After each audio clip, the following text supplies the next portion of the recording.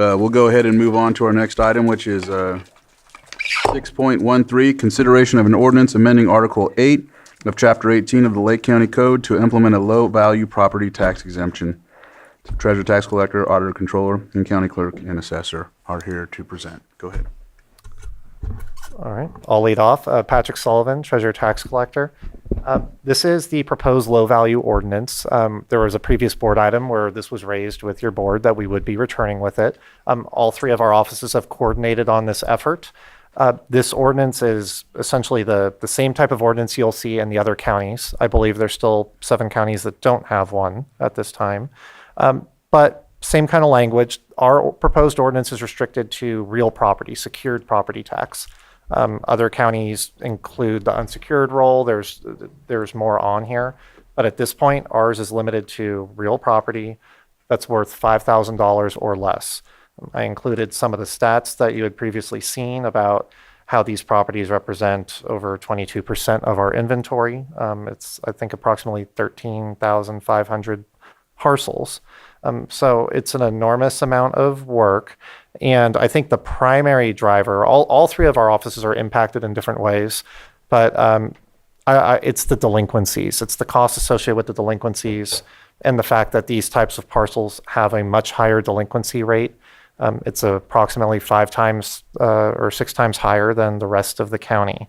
So that's the real driver here. We're basically spending more actual dollars than it's worth to try to collect these fees. These bills are small, and given their nature, I mean, we can be issuing bills that have $16, let's say, of a base tax. Then there's fire district fees that are another $50 on that. But we are able to address the fire districts separately. And I don't know, I can pass it off to the auditor controller to speak on that if you'd like, or yeah.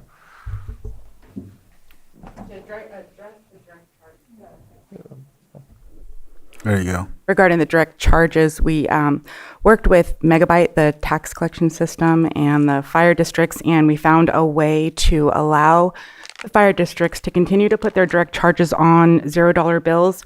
And then we have a mechanism to where, because this type of bill wouldn't be eligible for the normal process where a lien would be put on. So we'll handle them separately so they don't go through that process, but it still allows the fire department an opportunity to put the direct charges on, try to get the collections. And then if the bill doesn't get paid, the fire department can then go and recover the money, the separately. They don't now have to be in line with all the other items on a tax bill and wait 5 years. It gives them a lot more flexibility. And after looking at it a little more closely, it also seems that currently there are some bills where we, as a process, don't allow direct charges to be put on. And by making this change, it will give them opportunity to put charges on more bills than they're doing now. So all in all, it seems like we have a plan to address the direct charges for the fire districts. And I would just add that we've spoken with all the fire districts. We've had meetings with them, and we've let them know that this option exists, and to contact our offices if they want to proceed with us helping them with their billing, that they would need to let us know. Or some of them have looked at billing on their own anyways over the last few years. If any of them want to go that route, we can accommodate that as well. Just as long as they're in touch with us, we can make either way work. And the conversations we've had thus far, the fire departments seem really open to this process. It's they can continue doing what they know, and again, it gives them more flexibility for their collections. Do you have anything to add, Rich? What I'll add is, so for this process, it's not a substantial amount of savings on hours for the assessor's office. But we do get impacted, as you've heard in the past, by the delinquencies. Choking there for a second. Delinquencies. Yeah, I don't need the the delinquencies, because we have to do the legal descriptions for the properties. So, like in the past, when the boards ask for more sales to be done, that impacts our office, as we've said multiple times in the past. So if this is going to help that would be the biggest gain for us, hours wise. I do think it is a big benefit for the taxpayers. Like Patrick mentioned, you've got very low bills. We're chasing them down through phone calls in some cases. All three of us are impacted by phone calls, no matter which one is the person that needs to actually work it. And it's good that we set it up so there's secured and unsecured. Secured is going to be anything that you could put in a lien against a property, right? And that's what we focused on. The unsecured is going to be a lot of our smalls, kind of like think about boats. That's going to be the unsecured, and that's why we took it off, to make sure we weren't impacting boats. We have a lot of boats in our lake. We have lake, you know, where one of the biggest guys has boats on the property roll. And so that's why we made that decision on unsecured versus secured. And that's pretty much what we'll say on my side. All right. Anything to close on or anything else to add? Just that there would be significant staff savings across all the offices, as Mr. Ford pointed out. Once you get to the delinquency stage, all three of these offices are pretty severely impacted.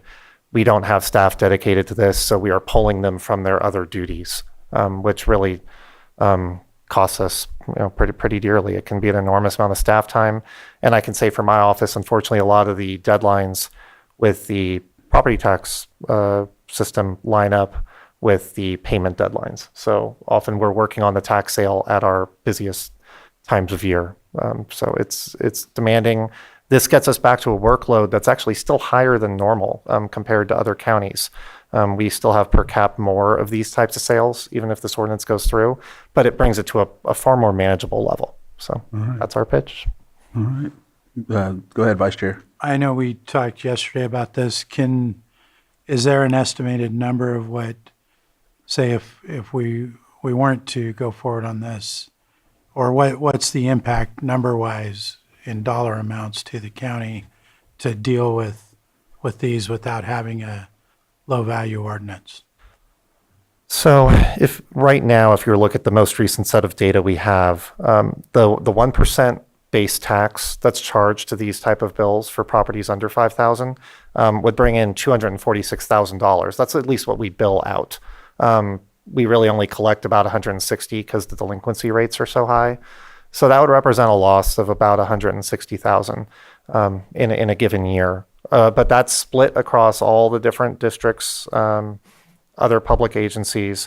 And what I would point out is that when we did the math on a recent sale we were looking at having to do if this were not to pass, of 1,000 properties, we did calculate out what the cost would be.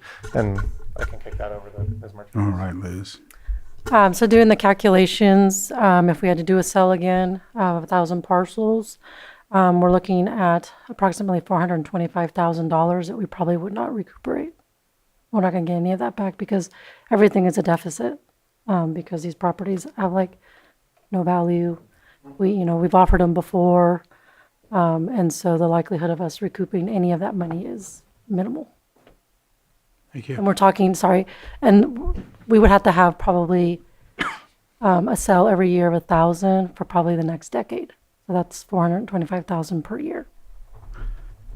Thank you. Supervisor Sabatier was next, Supervisor Pyska, then Supervisor Owen. So I guess I'll first off say that I think there's a mistake in the ordinance in section 18-92B1. I don't think you mean subsections B3 through B5 because there is no B5, and I would suspect you mean 1 through 4 maybe. And it's weird because there's 2 1s, so I'm not quite, or maybe it is supposed to be 3 through 5 and it's not counting correctly because there's a paragraph in between when you go to the next page.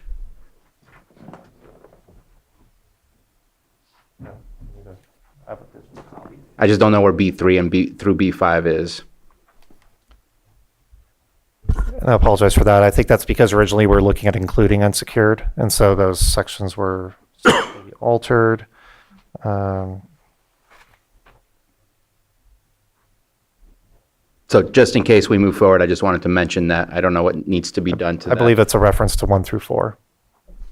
And would that be subsection of 1893, 1 through 4? Yes. Okay. Rather than what appears to be 18-92. So my comment here is I understand the reason, and I'm not going to argue that there's probably savings of dollars internally in the Lake County agency by not having to deal with these properties. And your decade is a dream because this is perpetual. These properties will always be a problem if we don't solve the problem. But this is, to me, a very downstream solution, not a very upstream solution. I know that some of my colleagues have been working on a solution for the paper parcels, and sorry, maybe I'm not supposed to use the term paper parcels, but I think that we all know what I'm talking about. But I know some of my colleagues have been working on something, and I feel like this is putting the cart before the bull. We need to have a solution about what to do with these, because at least from my perspective, I'm here to serve the people that got me here, and this does not solve their problem in their communities by no longer taxing these. 70% of the people are paying their taxes on it. 30% are defaulted, at least in the areas that I've looked at. It might depend on which area. And you made the statement that these low values are throughout all the districts. They're much heavier in specific districts than others. Fine. The 5,000. And yes, I hear that. District 3 is definitely one that's highlighted in my mind. So my personal opinion is that we need to take action. This is what I said last time. We need to start with an MOU between the city of Clear Lake and the county. As soon as anything is tax defaulted, we need to do a Chapter 8 sale. We need to have an MOU, or maybe not an MOU, but with the county, as soon as there's a tax defaulted, we need to do a Chapter 8 direct sale to the county. We are not going to solve this waiting for individual private property owners to do something with these properties. They have to be accumulated, and the only way we're going to accumulate them is if we work with the local governments in which their jurisdiction is, and open that up to tribes as well. And so I don't see this as a solution. I see this as swiping something under the rug and telling those communities that are going to be impacted by these properties to keep waiting another 100 years, just like we have, unfortunately, because we just haven't done the solution. I know it comes with liabilities, but we also know the liabilities already exist. Fires, illegal dumping, all the things we don't want that surround our communities are happening there. And so I'm asking for postponement to have this conversation, where I don't mind doing this if we already have a solution in place. And maybe we don't even need to do this if we have a solution in place. But this is not a solution. This is a swiping it under the rug. And yeah, I'll stop there. Did you put your... Supervisor Owen? Actually, I believe that Supervisor Sabatier just articulated what I was going to say much better than I would have articulated it. What I was looking for was a solution. So what is going to be the end result? What can we do to resolve this? So he's already stated it. So thank you. All right, I'll open it up for, did you have something to add? It looked like you did, so go ahead. Yeah, the only question I would have with that is, I know, in fact, me and Bruno were on a committee years ago talking about the same thing. This has been going on a while. I will tell you, the risk in my office from the, legal definition descriptions that we have to put on every time they do a sale, that's of 1,000 items. We have one person left that can do that in my office. The other person just retired. So we're getting to the point where that's getting pretty thin, as it does in cycles in all the offices. We've rebuilt a lot of my office, but we're getting to another cycle of people starting to retire. And so some of those skills aren't there. So we're going to get to a point where some of the things, as we've talked about in the past, some of the things that are being asked of the treasurer, we can't accomplish without some additional resources, some additional space also, because we can't even fit more people in our space. Some additional things if we want to continue on this path. And I agree with Bruno, at some point this needs to be fixed. But we've been talking about it for a while. Me and Bruno were on it together years ago under Carol, and we had some great ideas. But we also heard some challenges on some of the ideas we put forth. And I'm open to anything you guys want to do. But I do think we got to move on it kind of quick, because the timing is kind of catching up with a couple of us. And that's pretty much why we're here. And I know Genevieve had something too, so I'll get back to you after. Did you said you wanted to respond as well? So. Yeah, just a couple of things. I just wanted to point out that I do believe that the low value ordinance is going to solve one problem, not all of the problems. It couldn't possibly, the subdivision issue. That there's a lot of things out there that need to be solved that may take a while. But the low value ordinance is specifically to stop us from losing money, just to remind you that even the 70% that do pay, we lose money even on that bill. So the county gets 1% of the value. So we're going to get about 50 cents on a bill that goes out. We're going to send out the bill, pay for all the ink and the envelope. We're going to collect it. We're going to calculate it, apportion it, 100 different ways, send it out.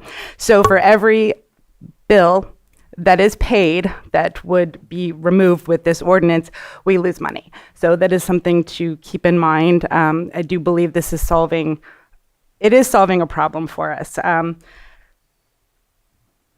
Our current staffing, it doesn't include the TDLS work. So this is new. And so it is this work we've been absorbing for the last couple of years, and it is a concern. And so I am hoping that the low value ordinance will address that one problem of the delinquent sales on properties that are so low that the county will lose money by proceeding. And then to keep in mind that as long as we keep it on the roll, we have no choice but to use all our collection tools and everything under the R&T code to collect on them all the same. So we don't get to choose not to use certain collection tools on them. We have to use it all, which ends up being, I don't know, a couple of $1,000s, I think, per.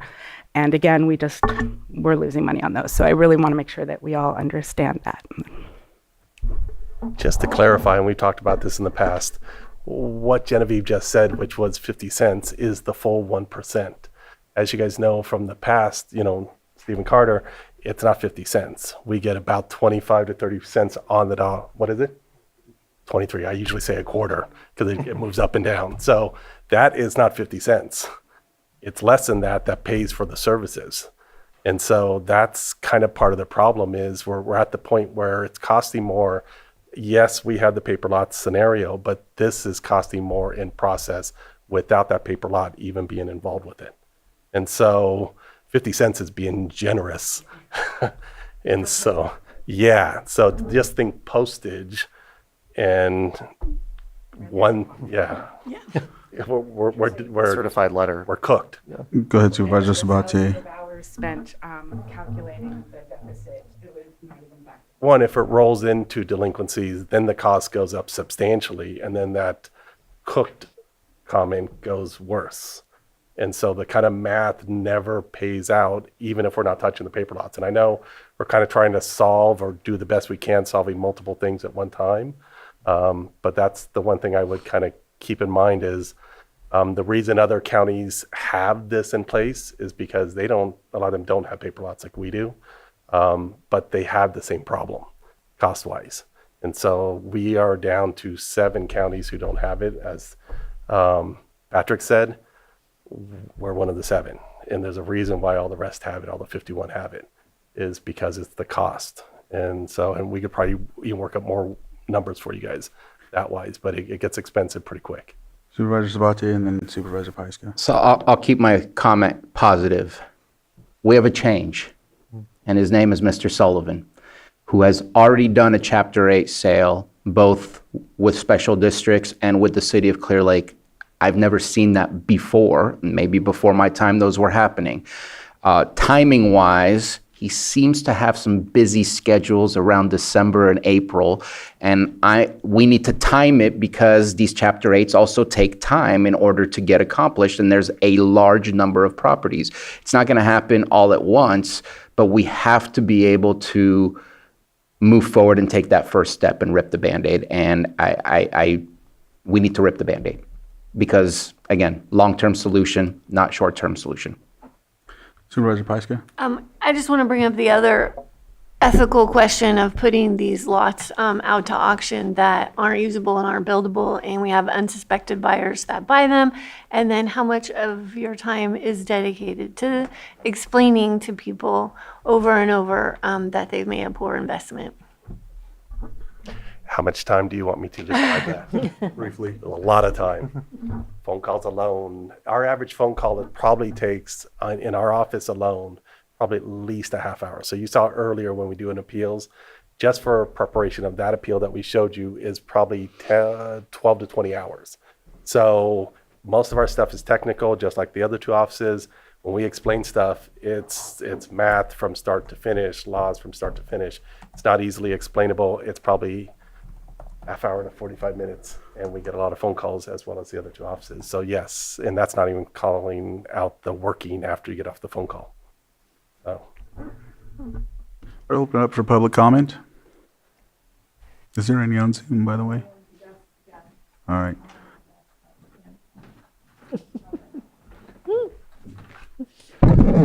Good afternoon, Chair Crandall, board members, elected officials. Alan Flora, City Manager, City of Clear Lake. So I have nothing but respect for our treasurer tax collector, and I appreciate the administrative problem that the situation causes for a number of departments. But I'm here to ask you all to consider the community problem that I believe this ordinance will cause in some areas of the county. I feel like it's putting the city in a very tough spot, and it's eliminating one of our most powerful tools related to code enforcement and responsible property management. I think each of you could imagine what it would be like if you have a blighted or vacant property near your house that becomes subject to this ordinance. Perhaps owned by someone who inherited it from their grandparents that lives in San Jose. I don't expect that those folks are ever going to comply with our vegetation ordinance or any other action related to code enforcement on that property ever again. I pulled just a few quick numbers today. I was a little short on time, so unfortunately, some of the numbers I pulled were based on total assessed value of $10,000, not $5,000, which is in the ordinance. But to give you some context, there's 1,488 vacant parcels in the city of Clear Lake. For comparison's sake, there's 2,470 total parcels in the city of Lakeport, so it's a significant issue for us. 50% of those, or 729, are worth less than $10,000. It goes down to 505 if we go to the $500,000 or $5,000 threshold. Shockingly, there's another 257 residential properties that also have a total assessed value of $10,000 or less. So that puts it 1,000 properties. It's going to be a little different if the ordinance goes through. It's based on 5,000, not 10,000 I mentioned, but very significant issue in the city. And we do have some areas that are there's a lot of paper lots, but it's really scattered throughout. 483 of those parcels in the last 3 years have had some type of code enforcement case started on them. So that's 30%. So that's really where this concern lies. Of those 729, just the vacant parcels that I mentioned at 10,000 or less, only 120 of those properties are owned by someone who lives in the city of Clear Lake. So 84% have out-of-town owners. I don't know if you'll let me have just a couple more minutes. 30 seconds or so.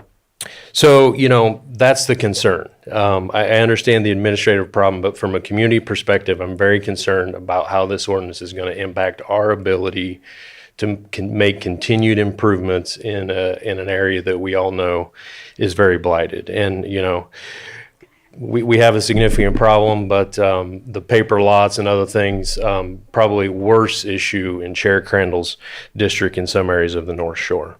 And so, I'm here because of the city issues, and because, I think that while a lot of those paper lots are on the hillside up there and a real problem that we need to address, for us it's interdispersed throughout the city, and which houses 25% of the entire population of the county. So I understand there needs to be a solution.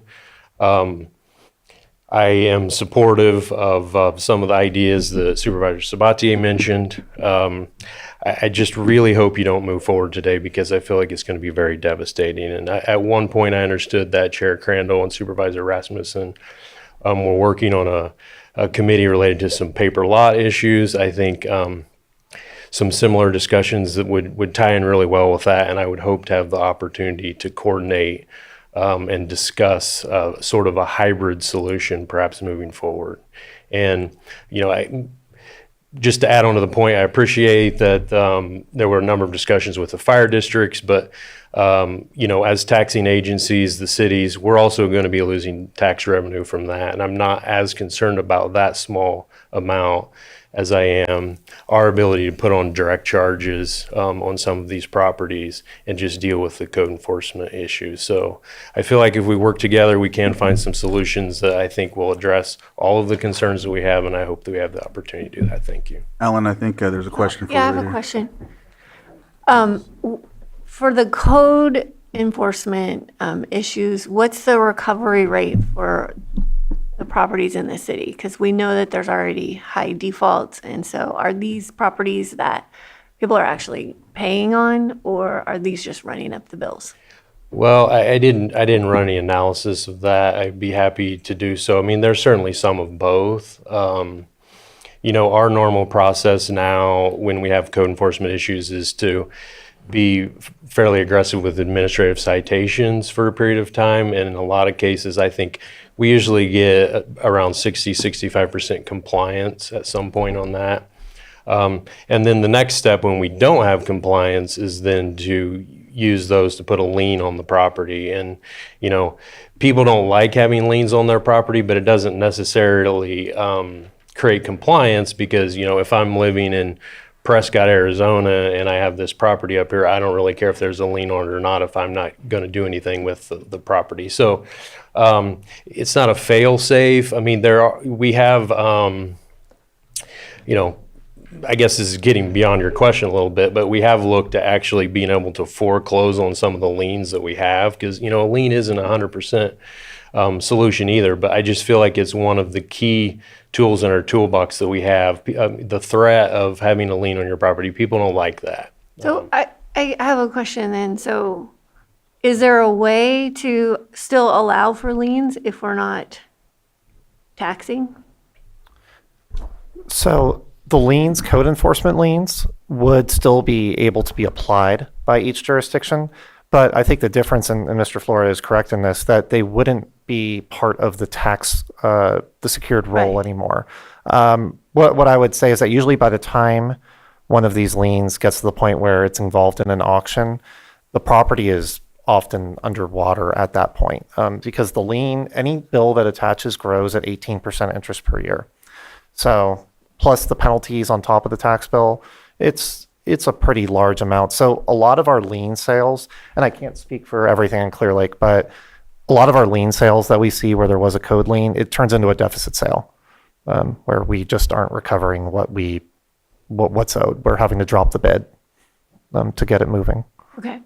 Well, I think it would, and I know you want to follow up, but I think it would be really helpful to understand kind of more of these details of how many of these properties are not recoverable. And I think that's going to help us figure out next steps also. So, Go ahead. Jim. I just wanted to clarify if it was saying that we lose a tool because the expectation is to go clean up the property and put the full amount cost on the tax bill, which then makes the tax bill very difficult to pay. And then often the bill is higher than what the property is worth. And then in the end, that's where a lot of the repay schedule that at the end of this I'm going to be asking is because once it sells, there's not enough to recover. So it might look good up front, but it's running up the bill, as you said. Right. Yeah. Right. Just last question, just to clarify a little bit is, just because this low value ordinance is going to exist, kind of like we talked about with the work in my office, it's still going to continue, meaning I'm going to still do a calculation. I'm still going to put a value on. The value is just going to be now under the 5,000 threshold, which will then hit a trigger, which will basically not send out a bill. But there's still a valuation. It doesn't stop the process. It just basically puts like a floor to the process, I guess the way to describe it. One other thing, I am definitely open to whatever solutions are out there and being discussed that I keep hearing about. So really, if there's our county comes up with another way to address this, we can, what is the word? We can get rid of the low value ordinance. We could change it with something else. We can replace it. But in the meantime, this would stop a lot of loss while the county is figuring out another solution. Patrick, did you? Yeah, and I would add, I mean, to all the comments Mr. Flora raised in the situation in the city of Clear Lake, I mean, those are all really valid comments, and this does not solve a lot of the problems. This is one piece, and there would still be other steps necessary. But I guess the underlying issue is that when we leave these on the roll, just to be clear, we don't even list the properties right now unless generally in this category, unless we get specially requested to. We did do it in the city. But 78% of our parcels received no bid in the tax sale. And that's when we had all the good stuff. If we do an auction with all of these properties, I would anticipate no bids, or we get the bids where someone doesn't understand what they're doing, they bid, we all get those calls and people that are upset. So I think what my concern is that leaving them on the roll doesn't really fix it, because I can't sell them, nor would I expect the city to be able to foreclose, or a district to foreclose on them and turn a profit, right? It's not sustainable money-wise. So there does have to be a bigger solution. Our office definitely would want to be a part in any way we can to help with that.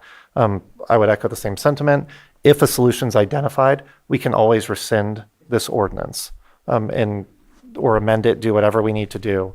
But right now, the way the state controller sees it, and I've met with them repeatedly, they're saying we have to try to auction everything.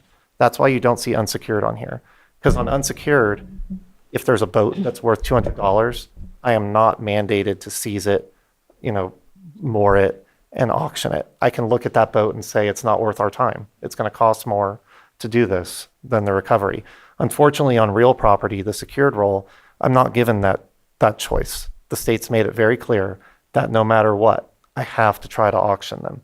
So it's put us in this loop. I feel like we have no escape. But Supervisor Sabatier's proposal, for instance, that would work. It would solve the problem for us that we can't sell them in auctions. If there's agencies that want to buy them, they can. But so far, agencies, whether it's schools, special districts, city, county, we've never been asked to sell more than a few dozen at a time.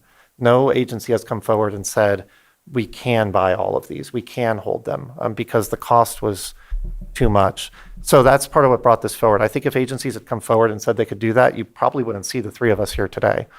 But no one has said that they can, and I haven't heard today that the county can. And like I said, as far as I know, the city is not able to do more in terms of purchasing than what it has at any one time. So I'm sorry it's come to this. There doesn't appear to be another option right now. Vice Chair, and then Rich, I'll let. So we've already sent out the tax bills for this year, right? Because we're paying them right now. So when would this come up again? When would this next bills, if we didn't pass this today and it came back later, what would be the deadline for knowing whether or not we were going to bill? Bills go out in October, but Mr. Ford's office might. Yeah, so we're working the next tax roll. We work it the minute we close the last tax roll. We're building it, basically stacking stuff on top of each other. So the longer you guys go towards, call it July 1, the more it's going to be difficult to make that happen, meaning I'm going to have to go to Megabyte, get some kind of patch if I'm going to try to get it applied. Because once you guys make an ordinance, I got to get it done, right? And so that's part of it. But I wanted to make a point, and it's kind of come up a little bit, is the three of us are finance, right? We're the finance floor, we're finance. When we see this type of cost leakage, would be the answer, we have a fiduciary duty to come and tell you. And so that's what's happening here. Now, it sounds like there's a bunch of other solutions that or problems that we're trying to solve at the same time, but the real answer is we have a fiduciary duty to present this to you and ask you guys to stop the cost leaching. So that's why we're here. I understand there's a bunch of other stuff, and paper lots have been around for 100 years, like we talked about in the past. Been around a long, long time. And I would love to see those stop, because those are other things in my office. But we have a fiduciary duty, and we're all three finance. We all have different components of finance. We all have finance background. And we have fiduciary duty to come and present this to you and ask you for this. If you guys say no, that's on you. But we've done our job to present it to you and say, look, it's losing money. It's a loss, and it's a loss irrespective of the paper lots. And so we have a responsibility to come and send and ask you for it. So that's the one point I want to make sure is This is what we have to do. If you guys say no, that's a different answer. We can come back to you and try and work with you on the different components. But to be honest, the other components are not ours. I don't want to say it like that, but Go ahead. I appreciate that. The reason I asked was to see if it would make any sense to have some more time to see if another option could be there. But I know this is costing us more money to do than we're recovering. So we're continuing to go in the hole. And I do appreciate city manager's comments because those are valid concerns with the code enforcement. But also in what I've looked at with the paper lots so far, that's also going to cost an enormous amount of money to come to a solution, I think. So we're just in a bad situation with the financial cost right now. There was a public comment still on Zoom. Yes.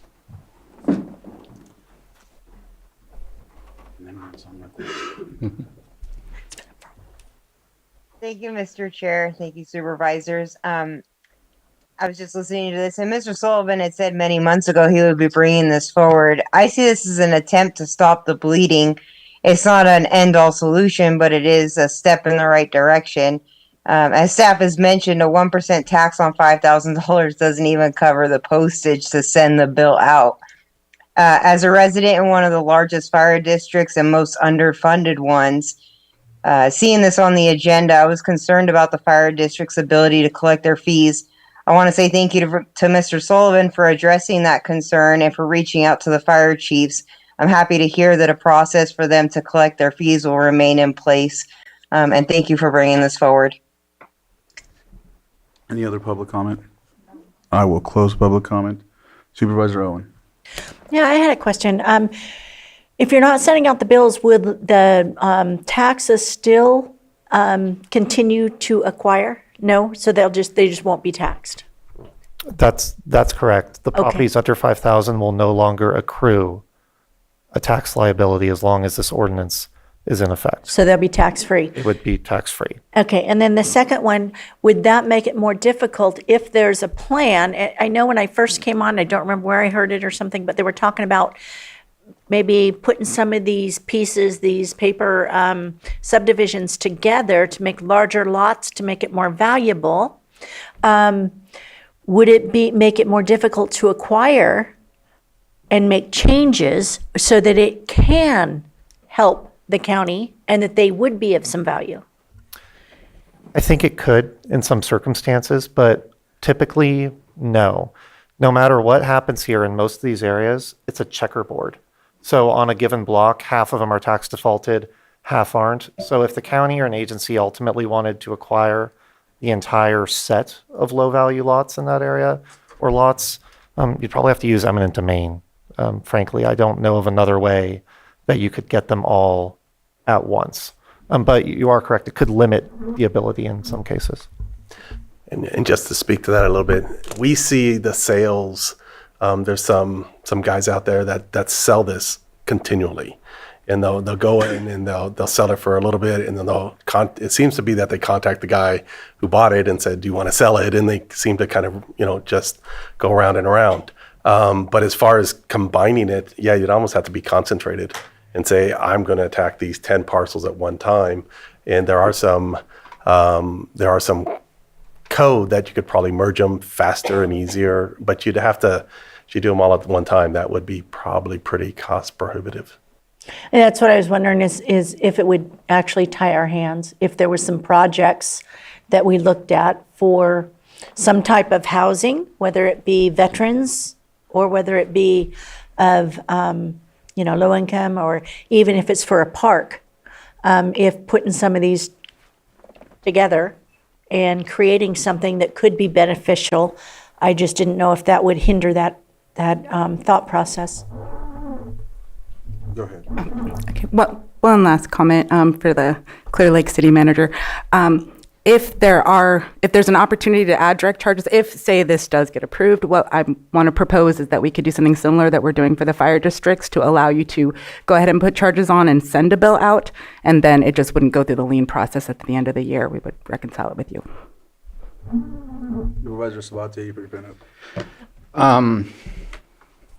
I would like to have till the end of January to come back with a solution. And at that point, if I'm not able to bring something back, I just, please go to the tax defaulted GIS map and go see what we are dealing with and what we are talking about. It is almost completely vacant in certain areas and a monstrosity in other areas. And so we are literally looking at very specific areas and saying, we don't really, I don't want to say we don't care, but we're going to forget about you. Nothing's going to change out there. And I know that you guys are the financial people, but you got to be less myopic than this, because your loss is going to be the loss at code enforcement in dealing with the fact that we're not solving the problem.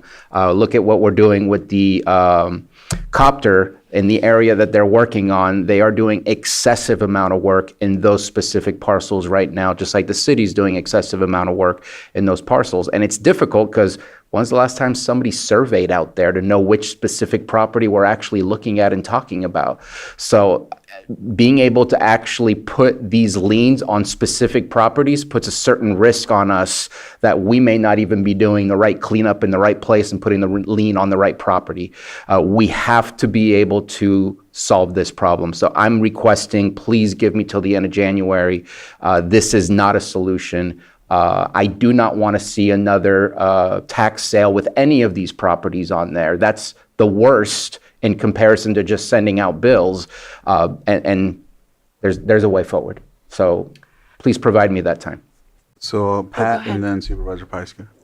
I did just want to add in response to Supervisor Sabatier's comment, whatever your board decides to do today, I would really ask that you don't go much past the end of January, because there is another aspect to this. We do have to recode our software if this ordinance passes, and we have to work with Megabyte, our software vendor. Like I said, Rich, his office has processes that are going in place in June, everything that's in by July. So much past January, if your board decides to do this, we will be very short on time. In even March, I don't know that we could do it. So, yeah. Thank you. I'm just looking at the calendar, and I think you're going to have to do it by the second week of January. This is something that we've talked about for a long time. I'm not willing to let this go on anymore. So we'll give you a little bit of time to work on it and bring some solutions, but we have a fiscal responsibility also. And this doesn't have to solve everything, but we can give you a little bit more time, but we just can't have this conversation indefinitely, which is what we've been doing for a long time. But, I mean, just an example, if it passes, can't we come back in January and change it? I mean, that's what it sounds like.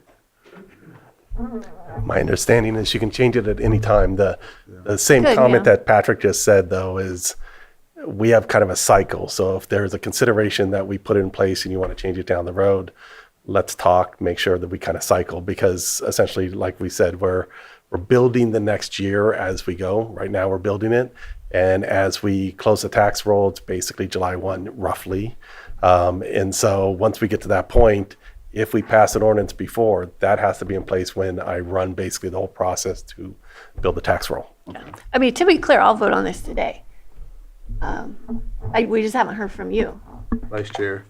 Well, I was just that's kind of why I asked about it earlier. I'd be comfortable with holding off until January if supervisor believes that that's doable to have a possible solution. You're willing to move Yeah, today? I'm willing to move today. I think it's important. I absolutely believe it's important. However, I would like to see if we can come up with a better solution. And I think this brought it to our attention. I absolutely appreciate you bringing it to us. And I know, I understand what it's doing. But I would also like to have a better solution if we can find one in January, by January. Yeah, so Did you? She was just. Sorry, I just wanted to mention that that when we talk about the loss, that we are talking about the general fund. So it isn't my office or my budget or his budget. This is the general fund and everything impacted. Thank you. And then lastly, I do I wanted to ask, because I'm not sure when the right time is, I wanted to bring something back. It was the 3-year repay schedule for the TDLS sales, the 160 to 162, where I wanted to request that the repayment schedule would be over 3 years, and it would be split to 2 payments per year. And so I was requesting approval, and I was going to put it on the next agenda, if that was okay, if the board was okay with that. Wait a second, I didn't catch that. Sorry, so the TDL, so the impact, so part of this presentation was I wasn't sure where it was going to fit in, so I'm shoving it in. So the 3-year repayment schedule is something that we've talked about, all the agencies that owe back from the last TDLS distribution. And so I wanted to propose a 3-year repayment schedule where I would withhold each year out of the 2 teeter distributions, which is the largest distribution that we give each year. For example, Lake County Fire Protection receives about 1.43 million. Instead, they'll receive 1.33 million. So it'll just sort of mitigate the budgetary impact of the repayment. Lloyd, did you have something? I don't see that in the. I don't think it's on. No, it's not. And so I'm talking, because I was going to submit it on the next agenda, but I needed to December talk about it during this. I don't think we to can then- talk about and give you consensus without it being on the agenda. Yeah. So we can only deal with what's on right for today and go from there. Yeah, I think, so originally when this item came to your board last time, the low value ordinance, the authorization for it, the item Genevieve was bringing up was the first half of that item because there was a link between them. But today we don't have that piece All in right. here. Well, Thursday we talked about it. Was good. I don't think she needs our approval. She has the authority to put it on an agenda Yeah. in the future Yeah, you. at her discretion. So do you want a presentation? Can it just be on consent? Is this? Well, that's- We can't discuss talk about that. Sorry, that, so okay, We're so gonna have to just then move I'll on just with what we wait. have. You can place it on. Just, all right. All right. Ready for action? I would like to say that we move this to be continued in January. We've got the first 2 weeks of January. So with the item before your board is the, Calendar. Well, we have a holiday and then we have the governance workshop. Oh, it's the governance workshop. Yeah. I was trying to figure out why. Okay. Yeah, I'll bring it back if I have nothing, then on January 13th, go ahead and bring this back. Well, are you, Well, so we'll have to do it 14 days ahead of that. well, are you going to coordinate with So you have them to do so it that date it's certain. more, I can't work in a void. I have to work with staff from admin. I have to work. okay, I with- just want to make sure that so there's lots of input when we get, Yeah, okay. I get that. We can participate in any meeting or provide any resources that are necessary. Yep. We don't need a motion, just direction, right? well, Yeah, we have to renotice it, date and time. So I move to continue this item to January, what was it, 17th? 13th. I thought. 13th, At 11 a.m. at 11 o'clock. And if there's something to place before that date on the agenda or that date, it would be one to compete against it because looking for another solution. But my plan is to bring it back before the January 13th date. that would be. That's a if- motion. Yes, and so waiting for a second Second. for your board's consideration. So I have a motion and a second. All in favor? Aye. Opposed? Aye. Motion carries 4-1.